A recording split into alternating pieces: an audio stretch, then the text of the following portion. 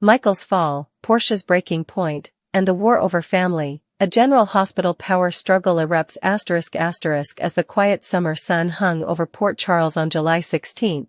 No one expected that the day would crack the fragile foundation of several families and unleash a storm of betrayal, manipulation, and heartache.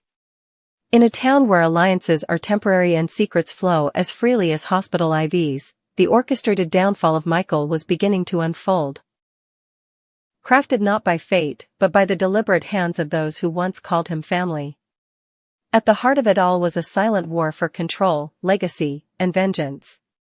Michael had long stood at the crossroads of power and principle, caught between honoring his family's complicated past and protecting the future of his children. But now, that tightrope was fraying. In the sterile quiet of General Hospital's lab, Portia faced a chilling ultimatum from Drew, a man once seen as a stabilizing force, now warped by his growing thirst for retribution. Drew had ordered her to alter Michael's blood test results to make it appear as though he had developed an opioid addiction, a ploy designed to sabotage Michael's custody over Wiley and Amelia. What made the plot darker was the reasoning. Drew believed that if Michael looked unstable, the courts would have no choice but to strip him of his rights. Portia, once seen as a paragon of calm professionalism, was thrown into chaos. Torn between her medical ethics and fear of Drew's influence, she erupted in a rare, visceral breakdown once he left her office, screaming, destroying what she could reach, her emotions no longer confined by decorum. Her refusal to carry out Drew's plan signaled the fraying of her own sense of loyalty, and perhaps an awakening that her silence could no longer protect those she loved. But Drew wasn't waiting for her consent. His confidence suggested a deeper strategy, one that would play out regardless of Portia's hesitations. Elsewhere, Michael was standing on his own emotional precipice. With the burden of protecting his children and the lingering scars of recent burns, he was seriously considering fleeing Port Charles altogether.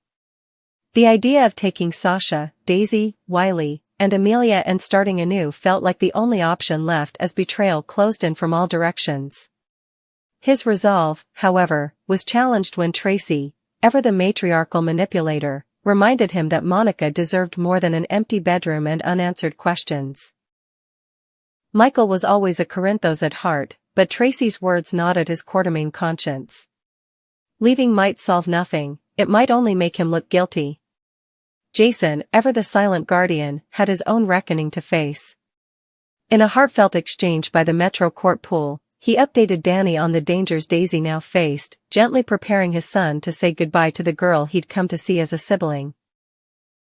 Jason's demeanor masked his inner torment, as he silently calculated how to protect the few people who still trusted him.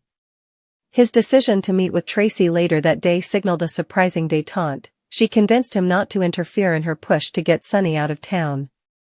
Jason didn't agree, but his silence was not a surrender, it was a delay, a pause in a longer game. Meanwhile, the emotional tremors of Daisy and Sasha's looming departure echoed through every scene. As Sasha comforted Nina during their farewell, the moment became more than just two women reconciling their mistakes, it was a reflection of how truths can fracture relationships beyond repair. Nina blamed herself for exposing Daisy's connection to Sonny's family, but Sasha, wiser and wearier, refused to let guilt take hold. Their goodbye was raw, a bond shattered by secrets too heavy to carry. At the Quartermain estate, the walls were closing in. Michael clung to the idea that leaving might offer peace, but each embrace with Daisy and every tender moment with Amelia only deepened the ache. Sasha arrived just in time to witness a father saying goodbye to the daughter he might never see again. There were no words that could mend what was broken, only the silent recognition that love sometimes demands sacrifice. Curtis, meanwhile, was navigating his own labyrinth of betrayal. When Stella confronted him about the anti-Sonny article, he admitted it wasn't his idea, but his lack of resistance spoke volumes. Later, when Nina arrived at Aurora and offered her assistance in salvaging Sonny's reputation, Curtis began to connect the dots. Nina wasn't acting freely, she was under someone's thumb. Drew's fingerprints were everywhere. Curtis suspected it, and he knew they needed to strike before Drew escalated the chaos he had already unleashed. Curtis' suspicion wasn't wrong. Back at General Hospital, Drew met once more with Portia, issuing his final directive. Michael's next blood test, ordered as part of his burn treatment, had to show signs of opiate dependence. When Portia still refused, Drew left with an unsettling certainty, confident that her sense of duty would eventually break under pressure. What he didn't count on was Portia's growing fury. She wasn't just scared now. She was angry, and anger in Port Charles had a history of transforming quiet doctors into dangerous adversaries. While Drew played puppeteer, he found solace in Willow, who had embraced a darker version of herself in the wake of her grief. In her mind, Michael had become the villain, uncompromising, arrogant, and unworthy of the life they once built together. Her wedding to Drew was on the horizon, but her focus was on vengeance. Willow met with Isaiah, reflecting on her hopes that Wiley and Amelia would be present, even as she secretly endorsed the plan that might cost them their father. Drew returned with confirmation. The scheme was in motion. Michael would pay, not with his money, not with his reputation, but with the custody of his children.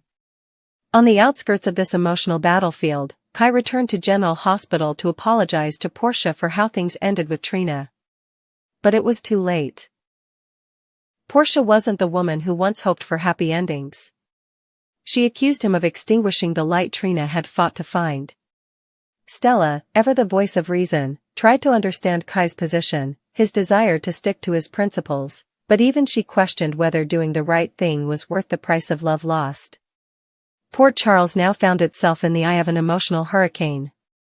Betrayals were no longer whispered, they were broadcast, executed, and rationalized. Jason remained the quiet observer, ready to act when the storm broke.